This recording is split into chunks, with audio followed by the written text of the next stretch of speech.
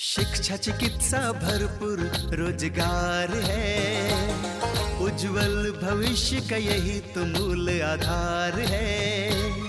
विकास हो रहा है, उत्थान हो रहा है, प्रगति का द्वार खुला है, दशा दिशा भी बदल रहा है। विकास की नई गाथा लिख रहा है झारखंड, हमारा झारखंड, उभरता झारखंड, हमारा झारखंड, उभरता झारखंड।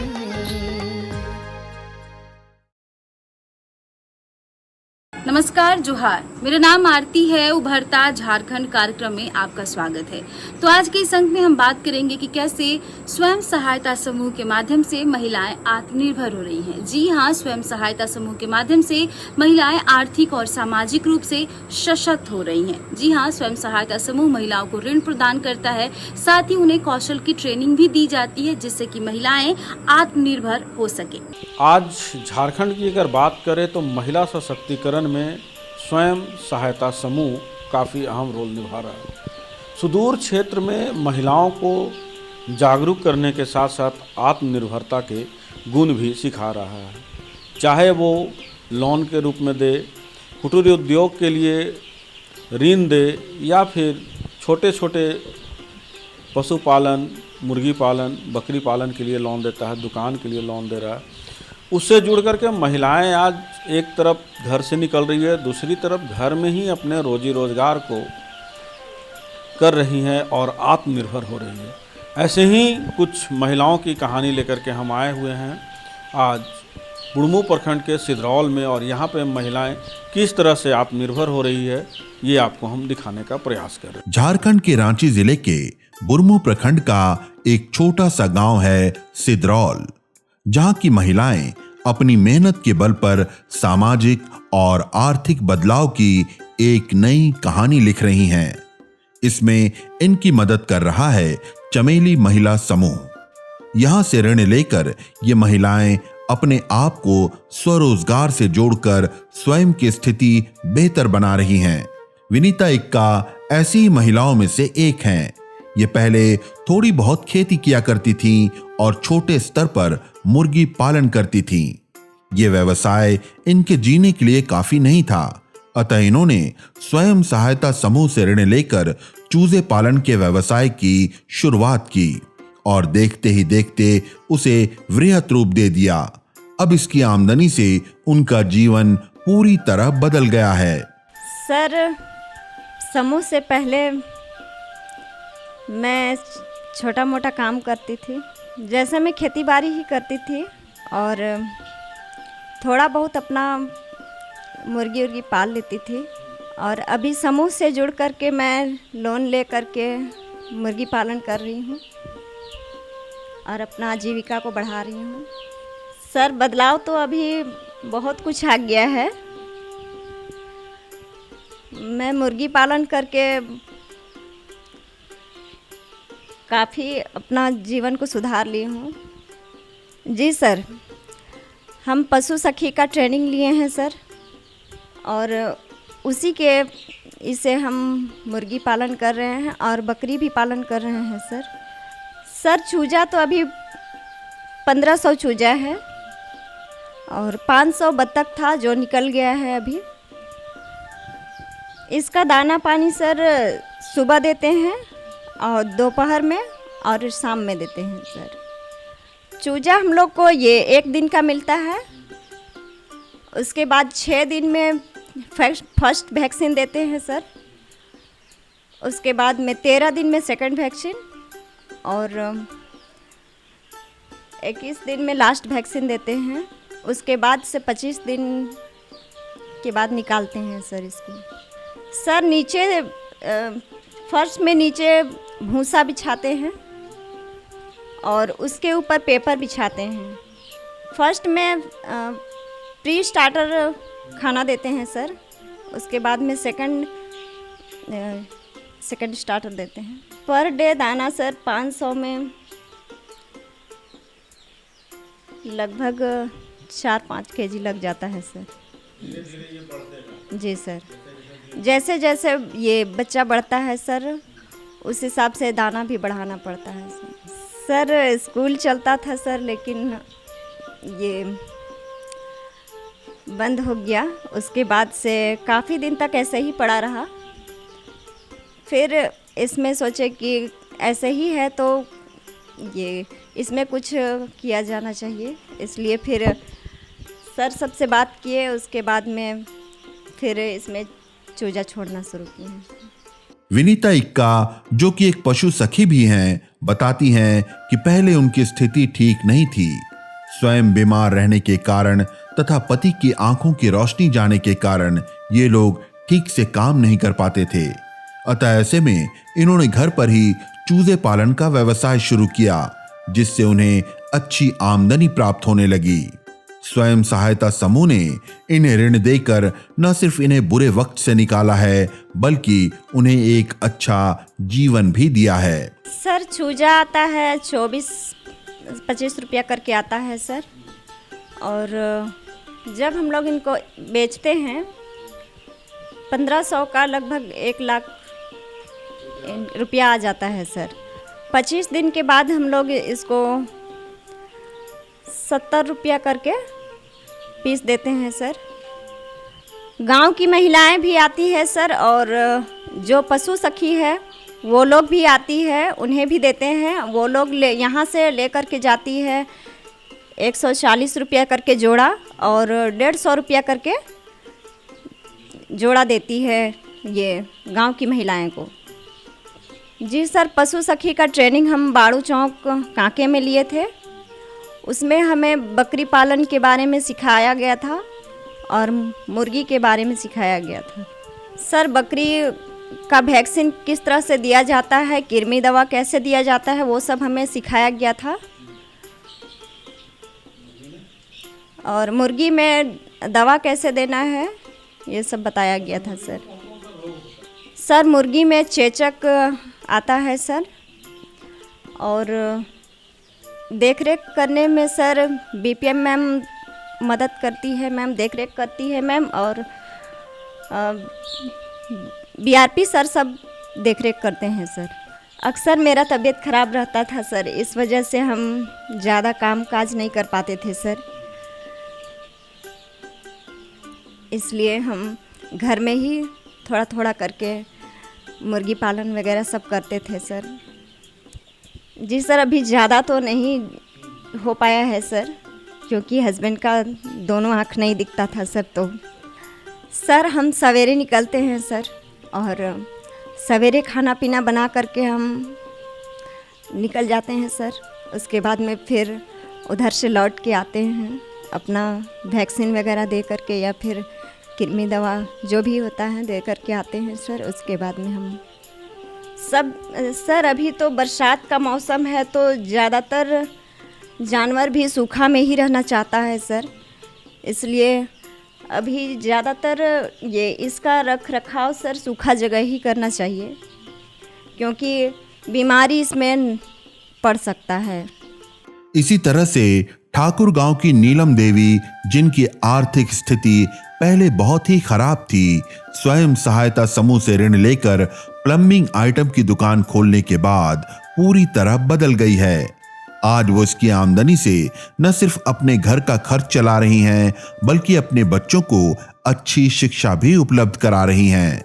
इनका मानना है कि जो महिलाएं बेरोजगारी झेल रही हैं, वे स्वयं सहायता समूह से जुड़कर अपने जीवन को बदल सकती हैं। हम महिला समूह से जुड़े उसके सबसे पहले मैं स्टूडियो की थी।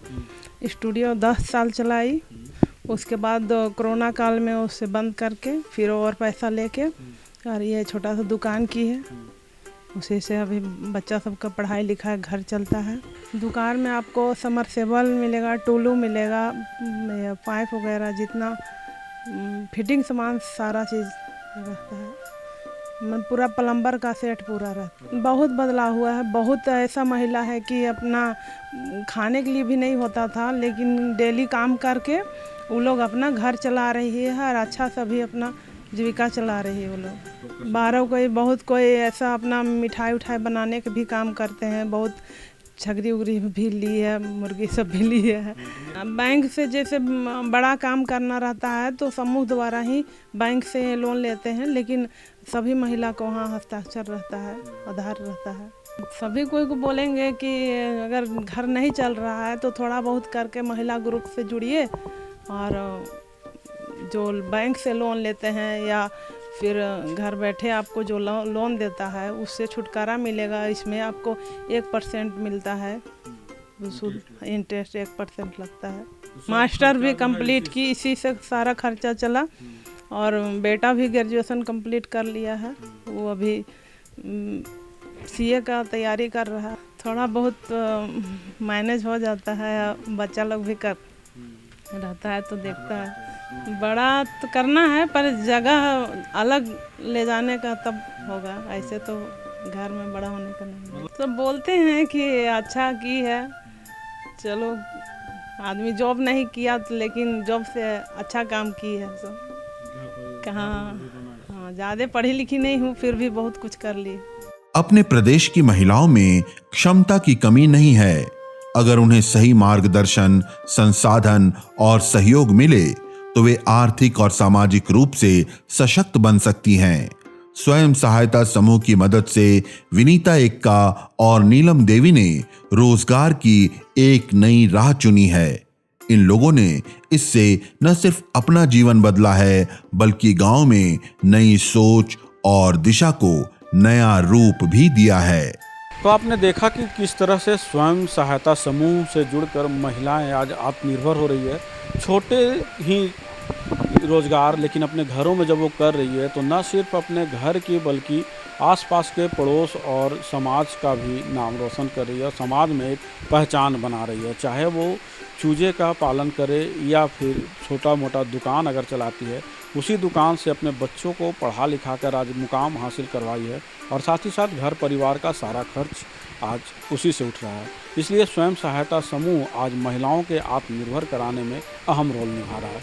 वहीं अगर हम बात करें युवाओं की, तो पढ़े लिखे युवा भी आज अपना खुद का व्यवसाय कर रहे हैं और एक अच्छा मुकाम हासिल कर रहे हैं। बर्मी कंपोस्ट जो कि केचुआ खाद के नाम से जाना जाता है, इसका भी आज अहम रोल है और किसान जो रासायनिक खेती कर रहे थे उनके लिए एक विकल्प के रूप में आया है।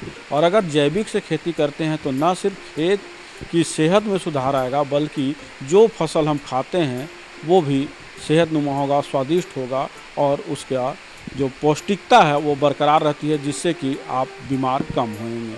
तो ऐसे में अगर आप भी कोई रोज़गार से जुड़ना चाहते हैं तो सरकार बहुत सारी योजनाएं चला रही है, उन योजनाओं का लाभ लें और साथ ही साथ समूह के माध्यम से जुड़कर महिलाएं तो अपना लाभ ले ही रही है। पुरुष भी कृषि लोन और केसीसी के माध्यम से आप लोन लेकर के भी काम कर सकते हैं और अपना छोटा मोटा रोज़गार करने के लिए छोटी पूंजी से भी शुरुआत कर सकते हैं और 4 और 10 लोगों को रोज़गार दे सकते हैं।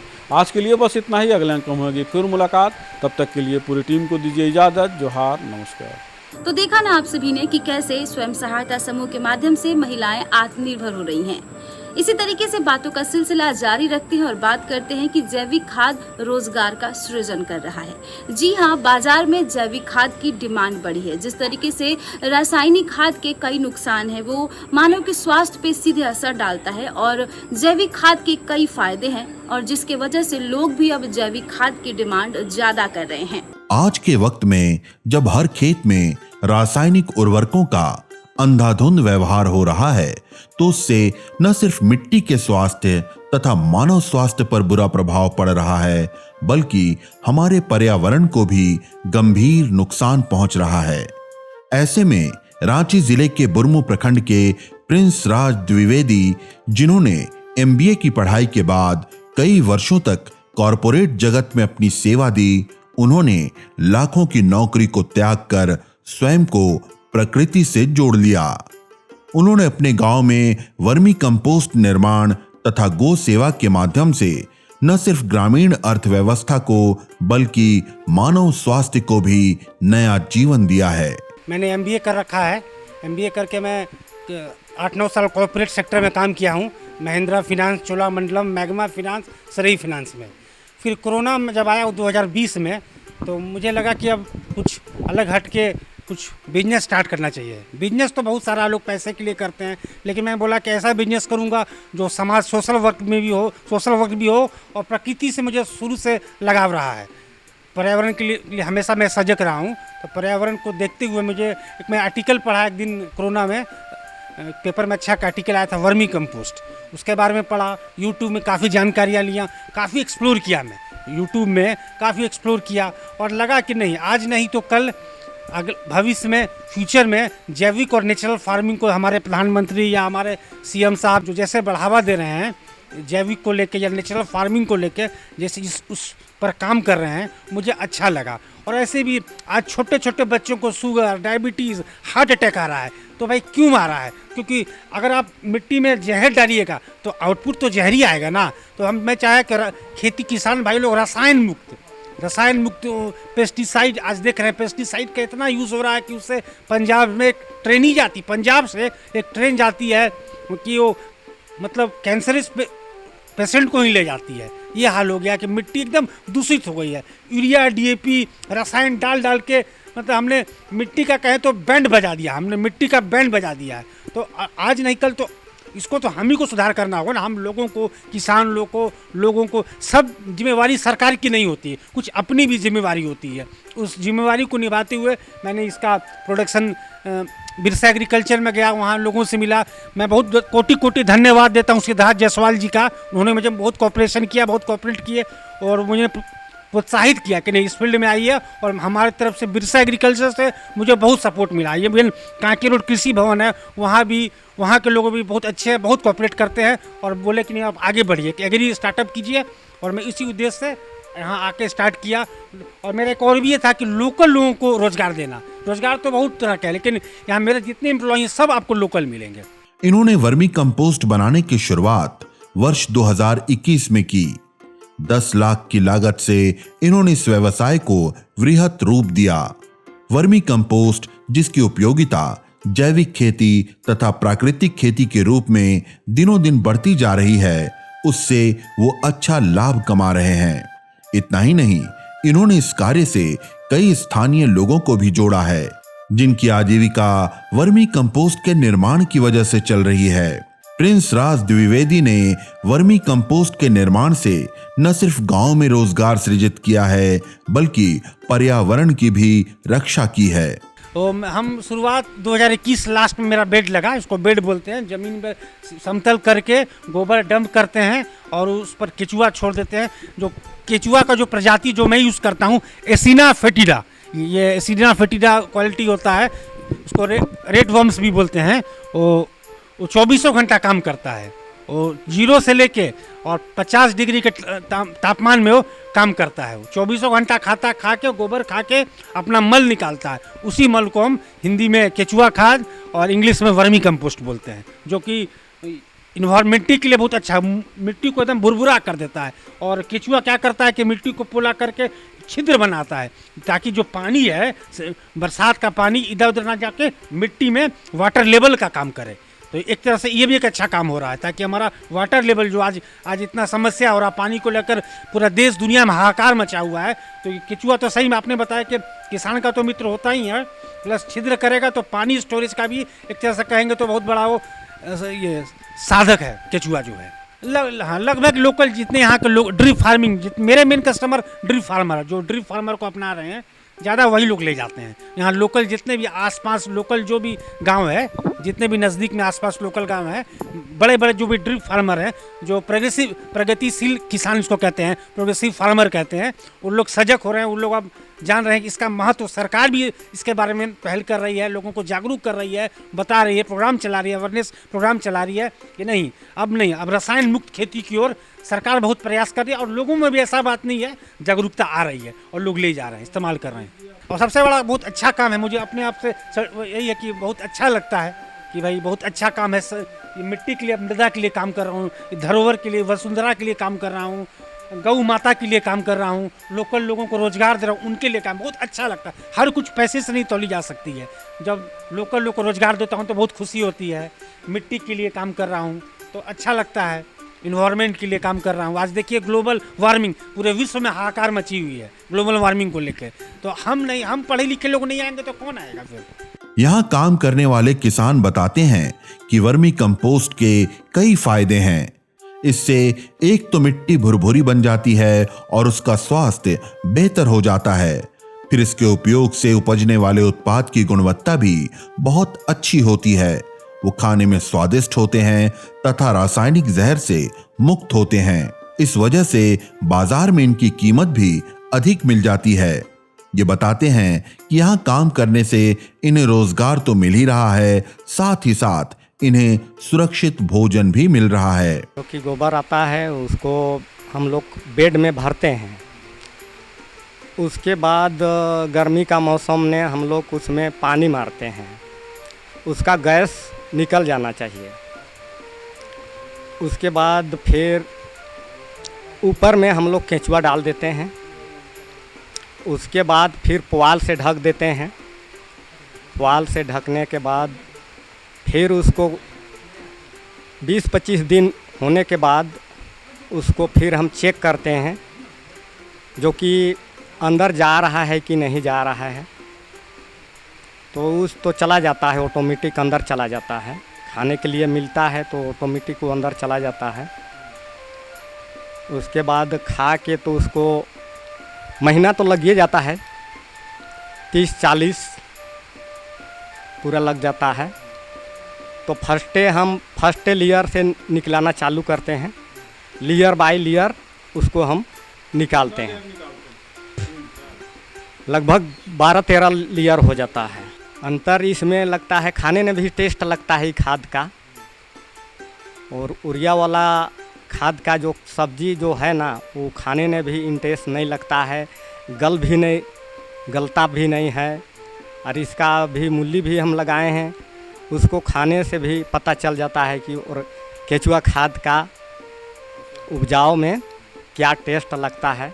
यहाँ जैविक खाद के लिए जुड़े हैं और यहाँ से काम भी करते हैं। और उसके बाद में यहाँ से खरीद के खाद भी ले जाते हैं। उसके बाद में अभी आलू, प्याज, लहसुन, उसके बाद में धनिया पत्ता, अभी धनिया 400 रुपया केजी जा रहा है, यही केचुआ खाद से।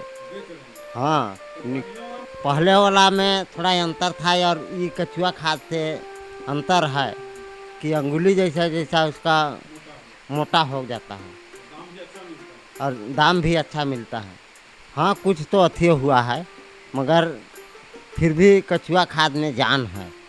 हाँ, अच्छा है। और उसमें रासायनिक खाद में ना थोड़ा अथी है, हाँ, जल्दी ख़राब हो जाता है, कभी जला भी देता है।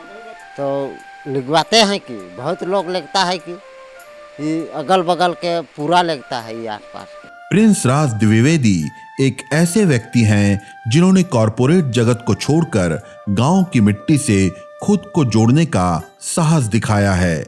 वर्मी कंपोस्ट बनाकर वो न सिर्फ स्वयं के लिए बल्कि गांव के अन्य लोगों के लिए भी रोजगार सृजित कर रहे हैं।